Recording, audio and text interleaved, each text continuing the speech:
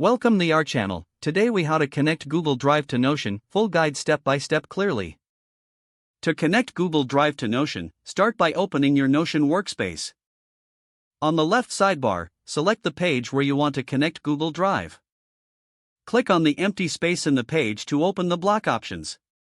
Type /embed and select the embed option from the menu.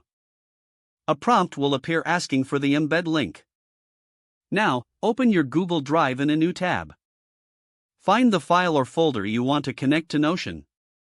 Right-click on the file or folder and select Get Link.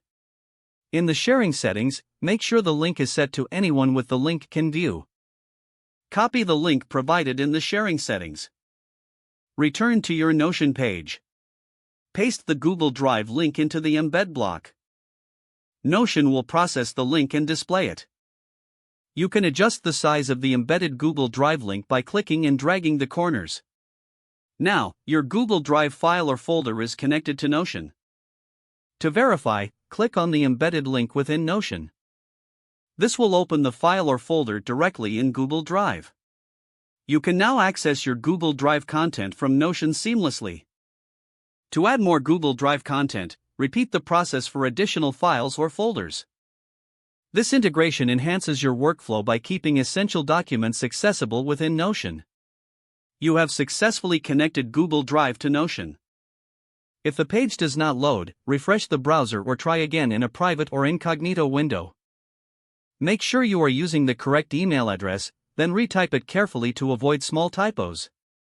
If your password is not accepted, use the reset option and create a new strong password you can remember.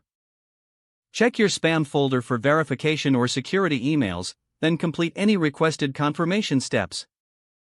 Enable two-factor authentication if available to improve account security and reduce unauthorized access risk. After signing in, review your profile details so your contact information and settings are accurate and current. If you see an error message, note it down and try again after restarting your device and internet connection. Log out when you finish, especially on shared devices, to keep your account and payment information secure. Don't forget to like this video and subscribe to our channel for more step-by-step tech guides.